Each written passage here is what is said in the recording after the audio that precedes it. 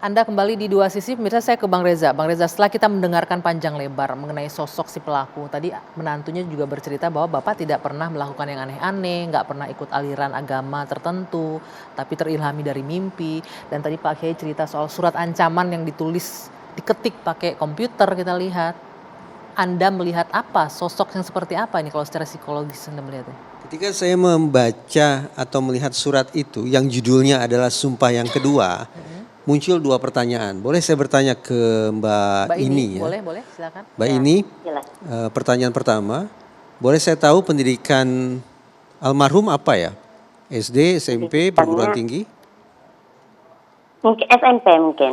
SMP. Setelah SMP tidak melanjutkan atau ikut kejar paket apa segala macam, tidak ada ya SMP terakhir? Tidak ada. Almarhum biasa menggunakan komputer untuk berkomunikasi, berkirim surat misalnya? Tidak pernah, dia tidak tahu. Baik. Jadi kita pantas untuk bertanya-tanya, ini sungguh-sungguh surat yang dibikin dan dikirim oleh almarhum atau dibikin dan dikirim oleh pihak selain almarhum? Oke.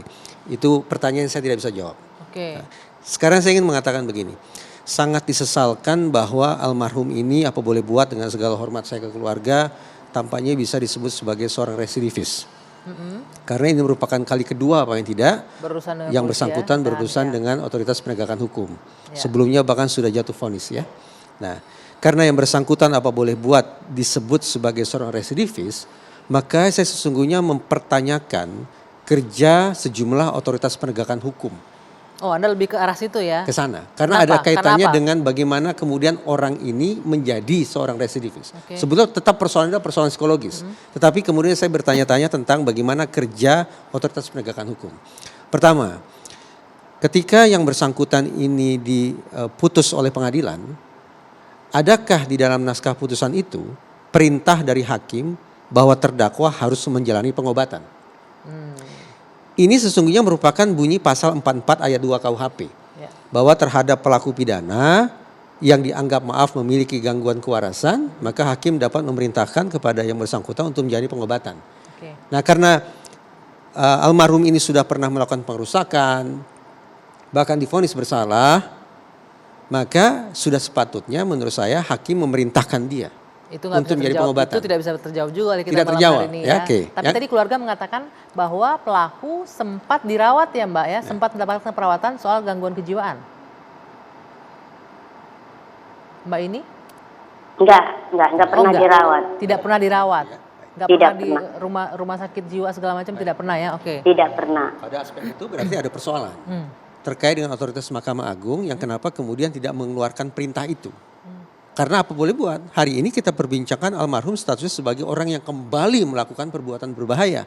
Andaikan di dalam naskah putusan yang sebelumnya itu ada perintah untuk menjadi pengobatan, maka kita berharap tentu saja tidak akan terjadi peristiwa yang menimpa MUI. Atau mungkin saat itu Mahkamah Agung tidak menilai orang ini butuh perawatan kejiwaan. Saya cukup yakin bahwa otoritas Mahkamah Agung saat itu sudah punya pengetahuan bahwa tentang kondisi mental pelaku.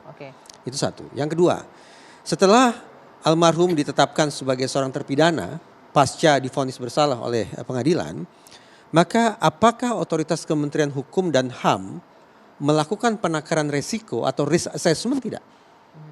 Penakaran resiko atau risk assessment ini penting kenapa? Pertama, karena jenis pidana yang dilakukan oleh si pelaku ini adalah pidana yang mengandung kekerasan. Karena mengandung kekerasan, artinya ada potensi kebahayaan yang nyata, maka sudah barang tentu penting untuk ditakar seberapa jauh kemungkinan pelaku akan mengulangi perbuatannya. Bahwa sekali lagi ternyata almarhum mengulangi perbuatannya, ini mengesankan bahwa, silakan saya ralat ya kalau saya keliru, ini mengesankan bahwa tampaknya setelah dulu divonis bersalah dan berstatus sebagai terpidana, almarhum ini tidak dikenakan penakaran risiko. Bisa nggak Bang Reza barangkali lembaga penegakan hukum ini nganggap wah ini kan cuma peristiwa kecil, kekerasan biasa, nggak mungkin berpotensi akan mengakibatkan kegaduhan atau kerusakan yang besar di kedepan harinya. Jadi ya tidak ada asesmen psikologis dan lain-lain. Putusan yang memerintahkan terdakwa untuk menjadi pengobatan itu ada dalam peraturan perundang-undangan. Jadi tidak ada alasan untuk menganggap ini persoalan sepele karena sudah ada aturan mainnya. Itu satu. Sayangnya penakaran kita nggak bisa terjawab malam hari ini ya karena tadi sudah terjawab. Karena dari pihak keluarga mengatakan tidak pernah menjalani pengobatan dan perkiraan saya karena memang tidak ada perintah dari pengadilan untuk menjadi pengobatan. Satu. penakaran resiko atau risk assessment yang seharusnya dilakukan oleh Kumham itu pun sudah merupakan praktek umum di seluruh dunia. Jadi kalau ternyata terhadap almarhum tidak dilakukan risk assessment itu, ya tidak aneh, tanda petik tidak aneh kalau kemudian pelaku mengulangi perbuatannya dan membahayakan pihak lain. Oke. Itu satu poin. Nah, poin kedua adalah bagaimana dengan surat tadi yang disampaikan bahwa keluarga bilang ini pendidikannya SMP, tidak pernah menggunakan komputer, nggak ngerti cara pakai komputer. Tapi suratnya dikirim dalam printan komputer. Dengan segala hormat ke keluarga ya, saya tidak bermaksud sama sekali untuk memberikan stigma terhadap siapapun yang memiliki katakanlah disabilitas mental. Tetapi ingin saya katakan begini, menyimak apa yang tadi sudah dideskripsikan oleh Kiai Khalil Nafis, sepintas lalu saya memang menangkap kesan paling tidak adanya entah itu delusi, entah itu halusinasi yang menandai abnormalitas tertentu pada diri yang bersangkutan. Tetapi pada sisi lain, sebagaimana penjelasan dari pihak keluarga, justru ada serangkaian perilaku yang mengindikasikan bahwa almarhum ini normal. Misalnya aktivitas biasa saja, beribadah biasa saja.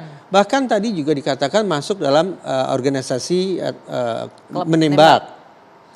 Memiliki airgun yang dibeli barangkali entah via online, entah langsung. Tapi artinya yang bersangkutan memiliki sumber daya untuk melakukan sebuah transaksi yang lazimnya dilakukan oleh orang normal. Oke, artinya secara logikanya jalan, pemikirannya bisa dipertanggungjawabkan. Artinya konsekuensinya begini, kalau kita mengacu pada penjelasan dari Kiai Khalil tadi, maka masuk akal kalau kita berspekulasi sepertinya yang bersangkutan ada gangguan kewarasan. Tapi sebaliknya kalau kemudian kita mengacu pada penjelasan dari pihak keluarga, tampaknya lebih dekat spekulasinya adalah yang bersangkutan waras normal. Namun karena kita sesungguhnya tidak bicara tentang orang yang sakit, tapi bicara tentang orang yang melakukan perbuatan pidana, maka ada spekulasi ketiga. Bukan waras, bukan tidak waras, tetapi adakah kemungkinan waras namun berpura-pura tidak waras? Ini yang diistilahkan sebagai malingering. Malingering merupakan praktek biasa yang dilakukan oleh orang-orang yang bermasalah dengan hukum dalam rangka apa? Untuk menghindari pertanggungjawaban pidana. Sebentar, coba kita tanya ke Mbak ini. Mbak ini, Bapak pernah menunjukkan indikasi gangguan itu nggak seperti yang disampaikan Bang Reza? Gangguan ketidakwarasan atau pura-pura jadi tidak waras, atau memang orangnya temperamen, orangnya suka marah, ngamuk-ngamuk dan merusak? Sepengetahuan Anda? Tidak. Dia orangnya enggak pemarah, enggak menunjukkan bahwa dia pemarah ataupun bahwa ya normal-normal saja gitu. Seperti manusia biasanya, ya seperti masyarakat biasanya. Gak pernah dia menunjukkan bahwa dia itu stres, nggak terlihat bahwa dia itu tidak gangguan kejiwaan itu tidak tertampak. Itu dia melakukan hanya dia merasa terbebani aja dari mimpinya itu aja. Terlihat, maka orang menyebut dia tidak waras itu dari mimpinya itu aja, gitu aja. Nah, kalau sehariannya dia waras. Oke, Bapak sehari-hari bekerjanya sebagai apa sih Mbak ini di Lampung? Dia dulu dia tani ke kebun, sehari-harinya ke kebun. Terus dia pernah jual beli pisang, dia pernah dulu jual minyak tanah, terus dia jual kopi bubuk. Nah, terus sekarang ini kan anaknya udah pada keluar negeri. Nah, berhentilah dia bekerja, jadi dia penghasilannya itu ya dikasih anak-anaknya itu aja. Oke, artinya dalam kondisi normal pemikirannya ya waras gitu ya. Iya. Nah, keluarga tahu nggak kapan Bapak ini ke Jakarta, almarhum ke Jakarta, dan kapan beliau membeli senjata gitu, tahu nggak keluarga?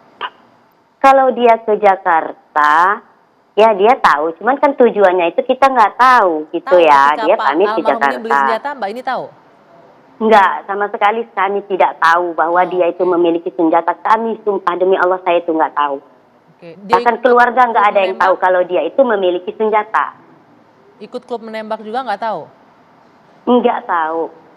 Oke. Tadi Anda bilang bertani penghasilan sempat jualan dan lain-lain. Nah, ini ada satu hal yang ingin saya konfirmasi juga, karena sudah mulai beredar di media online bahwa ada transaksi janggal yang dimiliki oleh mertua Anda, bahkan akumulasi transaksi ini mencapai 800 juta rupiah. Bisa nggak keluarga menjelaskan bahwa memang pelaku memang punya aliran dana sebanyak itu? Nanti kita jawab ya Mbak ya. Mbak ini tahan dulu sebentar, kita jeda dulu. Dua sisi akan kembali sesaat lagi.